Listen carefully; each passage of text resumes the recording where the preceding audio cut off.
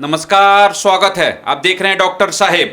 मैं हूं विजय कृष्ण और आज हमारे साथ मौजूद हैं डॉक्टर शेखर कुमार केसरी। डॉक्टर साहब पारस एचएमआरए में सीनियर रेडिएशन ऑन्कोलॉजिस्ट हैं। डॉक्टर साहब बहुत बहुत स्वागत है। धन्यवाद।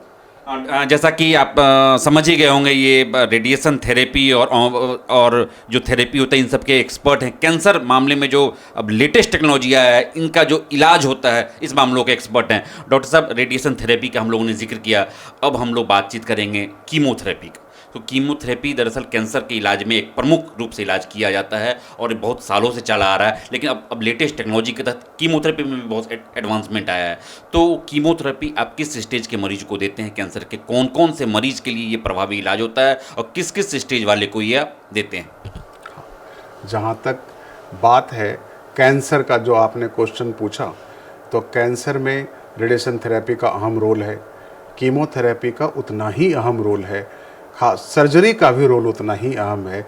बार बार मैं इसलिए इस बात को दोहराता हूँ कि कई बहुत सारे मरीज हैं जिनको तीनों पद्धति की ज़रूरत पड़ती है और हमारे पास आते हैं, बोलते हैं नहीं सर सर्जरी खाली करवा दो, क्यों रेडियोथेरेपी एंड कीमोथेरेपी? नहीं, आपका अगर देखो सिंपल, मैं स्तन कैंसर के बारे में बात करूँ, स्तन कैंसर में अगर 1 सेंटीमीटर का भी ट्यूमर है और अगर सर्जरी करके उस ट्यूमर को निकाल दिया गया और उसमें कैंसर पॉजिटिव आया, तो यह कदापि नहीं सोचना चाहिए कि बस मेरा ट्यूमर निकल गया अब हम ठीक हो गए। नहीं, अगर वह पॉजिटिव आ गया कैंसर का तो फिर आपको एक कीमोथेरेपी की ज़रूरत है। आपको कीमोथेरेपी के बिना वह बीमारी फिर से लौट कर आगे आ जा सकती है और वह ऐसा लौट कर नहीं, वह इस ढंग से लौट सकती है कि जो वह दूसरे ऑर्गन में फैल जाए, दूसरे अंगों में आ जाए। तो यह आप सतर्क रहने की ज़रूरत है। इवन वो 1 सेंटीमीटर का भी कैंसरस ट्यूमर है तो वह भी कीमोथेरेपी उससे भी रिक्वायर्ड है, उसे भी रेडियोथेरेपी की ज़रूरत पड़ सकती है। वह डिपेंड करता है वह किस टाइप का मरीज है और किस ढंग से उसका इलाज। क्योंकि हमें जब कैंसर की बात करनी होती है तो एक बात समझनी चाहिए, यह एक ट्रेन की तरह है। आप अगर ट्रेन, जैसे मान लो फलाना ट्रेन आपको पकड़ना है और आप टाइम से उस ट्रेन प्लेटफॉर्म पे नहीं पहुंचे और स्टेशन पे नहीं पहुंचे, वह ट्रेन छूट जाएगी, वह दोबारा आपको मिलने वाली नहीं है। या तो वो ट्रेन आप फिर दूसरी ट्रेन से जाएंगे या नेक्स्ट डे की ट्रेन से जाएंगे। तो कैंसर का मरीज के लिए यह बहुत बड़ा संदेश है कि आप अगर अपना इलाज सही प्लान के तहत, सही पद्धति के तहत अगर नहीं करा पाए तो बस सोच लीजिए वो ट्रेन आपकी छूट गई। तो वो ट्रेन छोड़ना नहीं है। तो कैंसर मरीजों के लिए यह एक सिंपल मैसेज है कि हमेशा एक सही प्लान के तहत, सही पद्धति के तहत एपेक्स सेंटर में एपेक्स डॉक्टर के साथ मिलकर अपना प्लान कराकर इलाज कराना चाहिए। जहाँ तक ये क्वेश्चन है कि कीमोथेरेपी से आज इतना एडवांसमेंट हुआ है, जैसे रेडिएशन थेरेपी में एडवांसमेंट हुआ है, वैसे ही कीमोथेरेपी में बहुत सारे मॉलिक्यूल्स का निजात हुआ है जिसके साइड इफ़ेक्ट्स बहुत ही कम होते हैं। इवन उसे हम टारगेटेड थेरेपी के टर्म में रखते हैं, उसे हम इम्यूनोथेरेपी के टर्म में रखते हैं।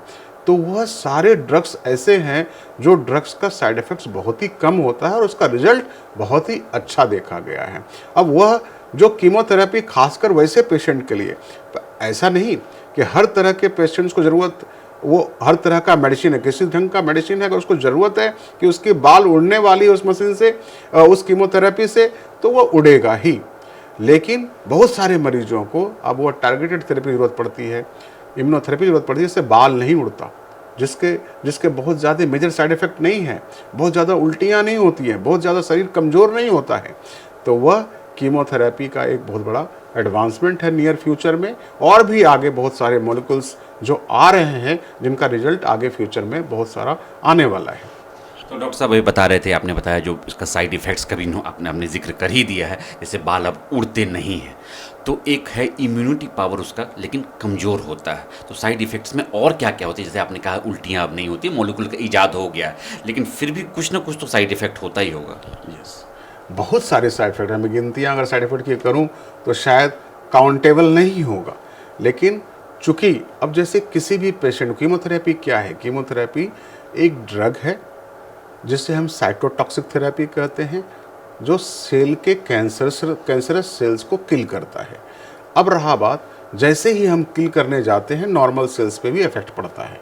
तो नॉर्मल सेल्स के कारण जो भी साइड इफेक्ट्स होगा, जैसे नौसिया होगी, वॉमिटिंग होगा, बोन मैरो सेपरेशन होगा, ब्लड सेल्स कम हो जाते हैं, वाइट ब्लड सेल्स कम हो जाते हैं, उसके कारण फिर सेप्सिस हो सकता है।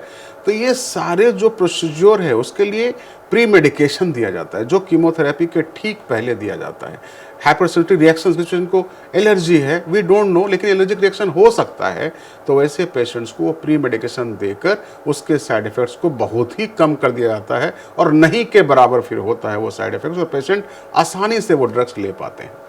यानी आपका कहना है जो अब साइड इफेक्ट्स होता ही नहीं है? ऐसा नहीं है, यह कहना अतिशयोक्ति होगी कि साइड इफ़ेक्ट्स है, लेकिन उसके कंट्रोल के तरीके भी उतने ही अच्छे हो पाए हैं कि वह साइड इफ़ेक्ट्स कंट्रोल में रह पाता है। लेकिन पेशेंट्स को बहुत ही सावधानी बरतने की ज़रूरत होती है। आपको डॉक्टर समझा पाते हैं कि ये सारे साइड इफ़ेक्ट्स होंगे तो आपको आना है इमरजेंसी में, ये सारे साइड इफ़ेक्ट्स को हम ऐसे कंट्रोल कर पाते हैं, आप अगर ये फलाना चीज़ सावधानी बरतें तो ये साइड इफ़ेक्ट्स नहीं होंगे। तो ये सारी बातें अब हम जान पाते हैं और पेशेंट्स को बता पाते हैं, तो बहुत सारे पेशेंट्स इस ड्रग को आसानी से ले पाते हैं। तो अब आप बिल्कुल भी ना घबराएं, कैंसर के पेशेंट है और डॉक्टर आपको कीमोथेरेपी लेने की बात कह रहे हैं तो आपको घबराने की ज़रूरत नहीं है। डॉक्टर ने कहा है अब कई सारे मॉलिक्यूल्स की इजाद कर ली गई है, अब बाल आपका नहीं उड़ेगा, इसके कोई भी साइड इफ़ेक्ट्स नहीं होते हैं। इसके अलावा इन्होंने कहा जो कई सारे पहले वोमिटिंग होता था, इम्यूनिटी पावर कमज़ोर हो जाता था, तो अब इसमें ऐसा नहीं है। अगर समय पर आ जाते हैं तो इलाज बिल्कुल भी सही तरीके से की जाती है, और अगर कुछ लक्षण होते भी हैं तो प्री मेडिकेशन की बात इन्होंने की, पहले ही मेडिसिन दी जाती है, तो बिल्कुल इन सब इन सब जो होने वाला है ये होता ही नहीं है। इस एपिसोड में फिलहाल इतना ही, अगले एपिसोड में आपसे फिर से मुलाकात होगी। यदि आपने अभी तक हमारे यूट्यूब चैनल डॉक्टर साहब को सब्सक्राइब नहीं किया है तो तुरंत कर लें। आप हमें फेसबुक पेज पर भी लाइक्स और कमेंट कर सकते हैं। धन्यवाद।